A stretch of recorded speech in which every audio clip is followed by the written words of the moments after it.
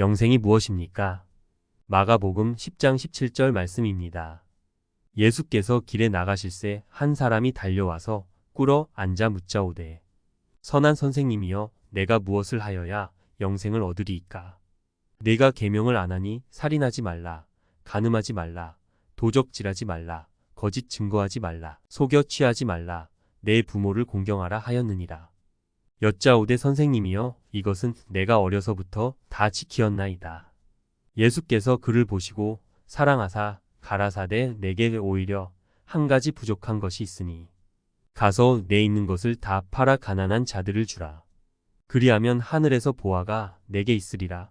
그리고 와서 나를 좇으라 하시니 그 사람은 재물이 많은 고로 이 말씀을 인하여 슬픈 기색을 띠고 근심하며 가니라. 아멘. 하나님의 계명은 다 지켰는데 재물이 많음으로 주님을 따르지 못하고 슬픈 기색을 띠고 근심하며 떠나가 버림으로 영생을 얻지 못하게 되었다고 합니다. 영생은 계명을 다 지키고 선한 일을 한다고 해서 얻어지는 것이 아닙니다. 영생은 나의 모든 것을 버리고 예수님을 따를 때 받게 되는 것임을 알게 됩니다.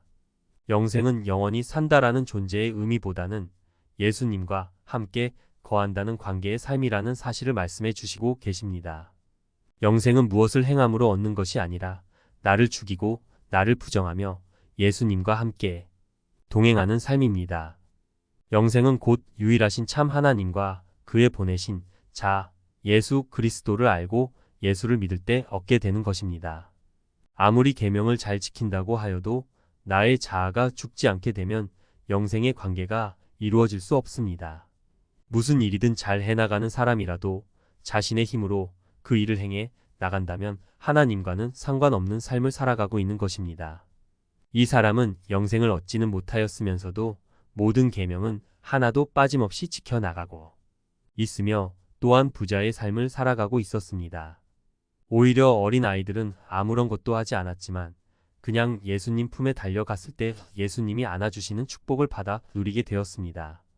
그러므로 영생을 얻는다는 것은 무엇을 열심히 봉사하고 착하게 살아가고 부자로 평안한 가운데 살아간다고 얻어지는 것이 아니며 오히려 나의 모든 것을 버릴 때 얻어지는 선물입니다.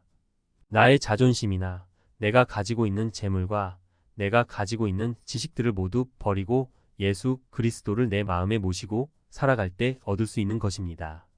마태복음 19장 29절 말씀입니다. 또 내 이름을 위하여 집이나 형제나 자매나 부모나 자식이나 전토를 벌인 자마다 여러 배를 받고 또 영생을 상속하리라.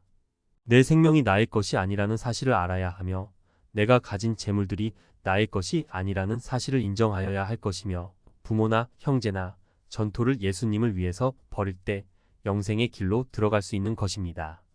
결국 내가 죽지 않고는 들어갈 수 없는 길이 영생의 길이라는 사실을 알게 됩니다. 신앙은 내가 얼마나 빨리 죽느냐를 체험하는 것입니다. 고난을 통해서 죽게 되고 나이가 들어가면서 정과 욕심이 죽을 때 하나님과 더 가까운 관계가 되게 됩니다. 그리하여서 천부여 의지 없어서 손들고 옵니다. 라는 고백을 하며 어린 아이가 부모님에게 전적으로 의존하는 것처럼 하나님을 의존하며 영원한 안식에 들어가는 삶인 것입니다. 계명을 잘 지키고 돈도 많았지만 모든 것을 팔아서 가난한 자에게 나누어 주고 나를 따르라는 주님의 말씀을 듣고도 재물이 아까워서 예수님을 따르지 못하였지만 베드로는 나를 따르라라고 하는 주님의 말씀을 듣고 즉시로 배를 버려두고 자기 아버지를 떠나서 주님을 따라 나섬으로 영생의 은혜를 누리게 되었습니다.